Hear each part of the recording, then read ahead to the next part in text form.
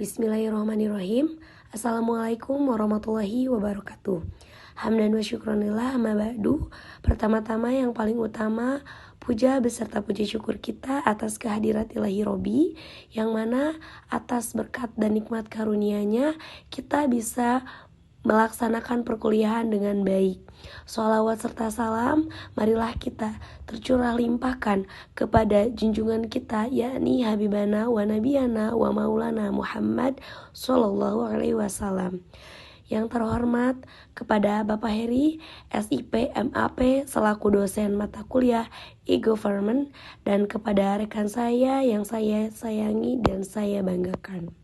Perkenalkan, nama saya Devi Cahyanti dari Fakultas Ilmu Sosial dan Politik, Prodi Administrasi Negara.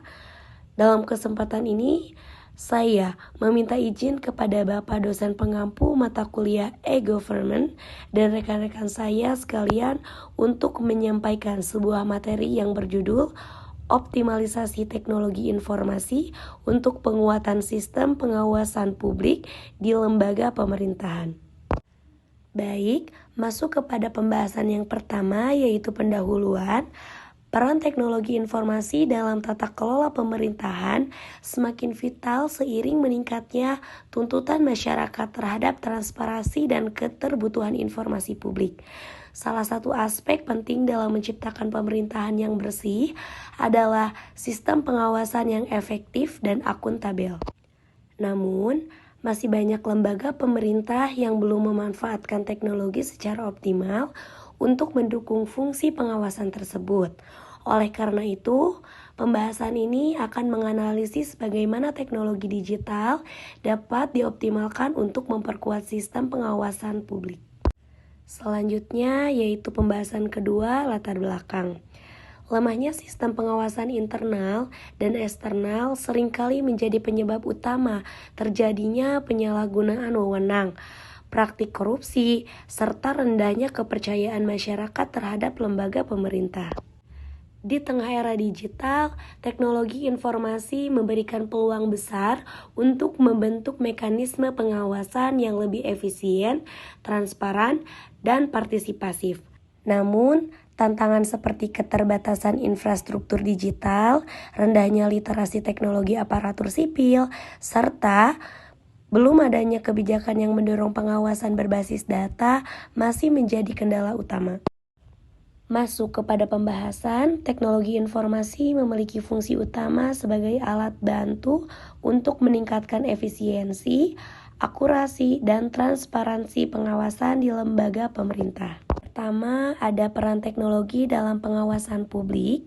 Di antaranya ada digital audit at trail yang menciptakan jejak digital yang memudahkan pelancaran keputusan dan penggunaan anggaran.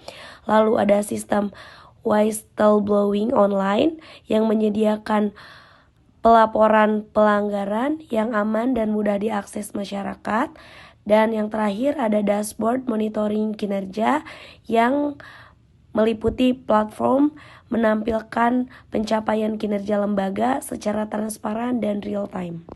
Yang kedua ada tantangan implementasi, yaitu diantaranya ada kurangnya sumber daya manusia yang komponen di bidang TIK, lalu ada kesenjangan infrastruktur digital antar wilayah, dan resistensi budaya organisasi terhadap transparansi. Yang ketiga ada solusi teknologi kebijakan. Yang pertama itu ada penerapan sistem pengawasan berbasis AI atau mendeteksi anomali dalam pelaporan keuangan dan operasional secara otomatis. Lalu yang kedua ada integrasi layanan data terbuka yang meningkatkan akses publik terhadap laporan dan informasi pengawasan. Dan yang terakhir ada regulasi inovatif dalam perlindungan pelapor yang menjamin hak dan keamanan pelapor melalui kebijakan hukum yang kuat. Dan yang terakhir ada kesimpulan, sebagaimana pembahasan yang tadi sudah saya sampaikan, bahwa teknologi informasi memiliki potensi besar dalam memperkuat sistem pengawasan lembaga pemerintah. Untuk mewujudkan hal ini, dibutuhkan sinergi antara pembangunan infrastruktur digital, peningkatan kapasitas sumber daya manusia, serta kebijakan publik yang adaptif dan progresif. Optimalisasi teknologi dalam pengawasan publik bukan hanya sebuah pilihan, tetapi sebuah kebutuhan mendesak demi mewujudkannya pemerintahan yang bersih dan dipercaya oleh masyarakat. Baik, untuk pembahasan yang saya sampaikan sudah sampai kesimpulan. Terima kasih untuk rekan-rekan dan kepada Bapak dosen juga saya ucapkan terima kasih. Semoga pembahasan dari saya bisa menjadi bermanfaat, khususnya kepada saya sendiri, umumnya kepada kita semua. Akhirul kalam, wassalamualaikum warahmatullahi wabarakatuh.